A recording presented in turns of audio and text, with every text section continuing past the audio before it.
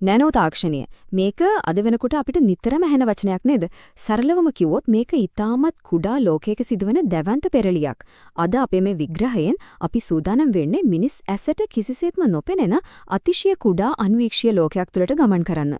මේ නොපෙනෙන ලෝකය ඇතුලේ අපේ එදිනෙදා ජීවිතේ සම්පූර්ණයෙන්ම වෙනස් කරන්න පුළුවන් අති විශාල රහස් ගොඩක් හැංගිලා තියෙනවා. ඉතින් අපි මේ මොනවද කියලා හොයලා බලමු. දැන් මුලින්ම අපිට එන ප්‍රධානම ප්‍රශ්නේ මේකයි. පියවි ඇසට නොපෙනෙන තරම් අතිශයින්ම කුඩා මේ ව්‍යුහයන්ට කොහොමද අපේ නවීන වෛද්‍ය විද්‍යාව සහ මුලින්ම කන පිට පෙරලන්න පුරවන් වෙන්නේ? මේක ඇත්තදම නැනෝ තාක්ෂණයේ තියෙන පුදුමාකාර හැකියාවක්. මේ අදෘශ්‍යමාන ලෝකේ තේරුම් ගන්න එක අපේ අනාගතය කොයිතරම් දුරට වෙනස් කරයිද කියලා අපි දැන් පියවරෙන් පියවර විමසා බලමු. අපේ පළමුවන කොටස නැනෝ ලෝකය දැකීම. එහෙමත් නැත්නම් මේ අදෘශ්‍යමාන පරිමාණය නිරීක්ෂණය කරන්නේ කොහොමද කියන එක. මෙතනදී දෙන ලොකුම ගැටලුව තමයි මේ තරම් කුඩා දේවල් අපි අතරතුර බලන්නේ කොහොමද කියන එක. සාමාන්‍යයෙන් අපිට හුරු පුරුදු ප්‍රකාශන්වීක්ෂ, ඒ කියන්නේ ඔප්ටිකල් මයික්‍රොස්කෝප්ස් වලින් මේ නැනෝ පරිමාණයේ තියෙන ව්‍යුහයන් නිරීක්ෂණය කරන්න කොහොමදවත්ම බෑ. ඒක ප්‍රමාණවත් වෙන්නේ නැහැ.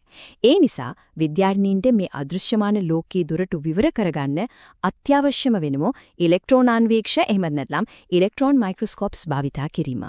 ඒක ඇත්තටම විද්‍යාවේ සිදුවුණු දැවැන්ත තාක්ෂණික පිම්මක්.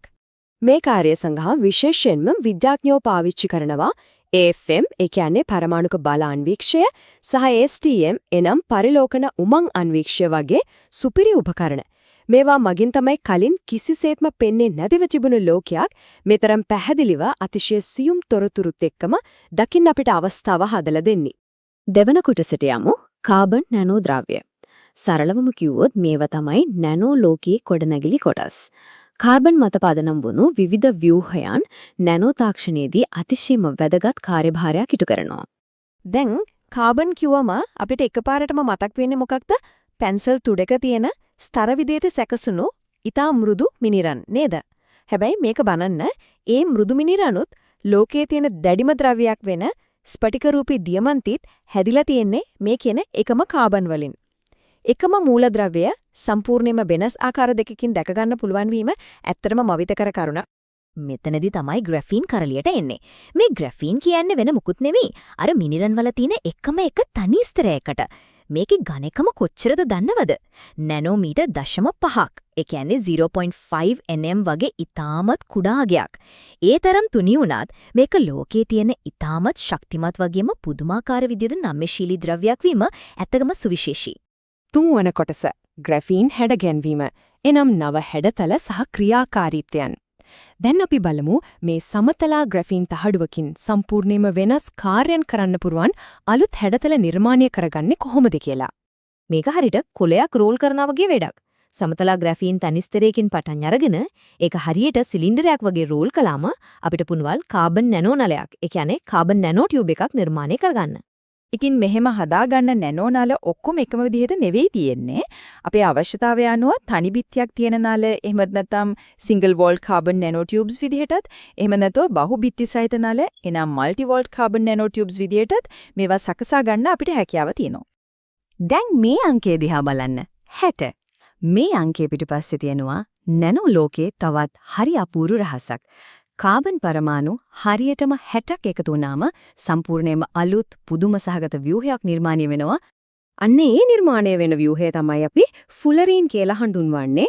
කාබන් පරමාණු හරියටම 60ක් එකතු වෙලා ඊටමත් අලංකාර පාපන්දුවක හැඩයට තමයි මේක හැදෙන්නේ. හැබැයි මේකේ මුළු විශ්කම්බයම වෙන්නේ ආසන්න වශයෙන් නැනෝමීටර එකක් වගේ ඊටමත් කුඩා අගයක්. ඒක ඇත්තටම හිතා ගන්න අමාරුයි නේද? අපේ 4 වෙනි කොටස වෛද්‍ය විද්‍යාවේ නැනෝ තාක්ෂණය. ඒ කියන්නේ ප්‍රායෝගික ලෝකයේ නැනෝ විසඳුම්. දැන් අපි බලමු මේ අන්වීක්ෂීය ලෝකයේ තියෙන අපූර්ව ගොඩනැගිලි ප්‍රායෝගික ලෝකයේදී විශේෂයෙන්ම වෛද්‍ය විද්‍යාව ඇතුලේ කොහොමද පාවිච්චි වෙන්නේ කියලා.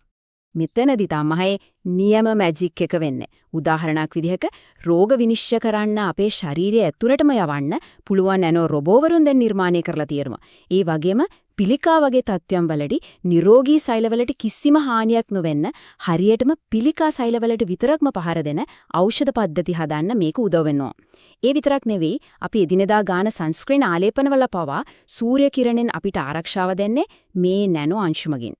මේක තවත් සුවිශේෂී ජයග්‍රහණයක්. අපේ රුධිර නාල ඇතුලේ බැඳිලා තියෙන මේද තට්ටු එහෙමත් නැත්නම් බ්ලොක්ස් ඉවත් කරන්න මේ නැනෝ අංශු සාර්ථකව පාවිච්චි කරනවා. මේ අංශු රුධිර නාල ඇතුළතම ගිහින් අර අවහිරතා සම්පූර්ණයෙන්ම සුද්ධ කරලා දානවා. මේක වෛද්‍ය විද්‍යාවේ දැවැන්තම අභියෝගයකට ලැබුණු සුපිරි විසඳුමක්. ඉතින් අන්තිමට අපි මෙහෙම හිතමු. නැනෝ රොබෝවරුන් අපේ ශරීරය ඇතුළටම ගිහින් ලෙඩ රෝග හොයාගෙන ප්‍රතිකාර කරනවා කියන්නේ වෛද්‍ය විද්‍යාවේ සම්පූර්ණියම අලුත් පරිච්ඡේදයක්. එහෙමනම් ඇහැටවත් පේන්නේ නැති මේ කුඩා ව්‍යුහයන් අනාගතයේදී අපේ මිනිස් ආයු කාලය කොයිතරම් දුරකට දීර්ඝ කරයිද? ඒ ගැන හිතනකොටත් පුදුමාකාරයි නේද? මේ කුඩා අංශු අපේ අනාගතය අනිවාර්යෙන්ම විශාල වෙනසකට ලක් කරනවා සිකුරුයි. මේ ගැන හිතන්න ගොඩක් දේවල් ඉතුරු කරමින් අදට අපේ මේ විග්‍රහය මෙතනින් නිමා කරනවා.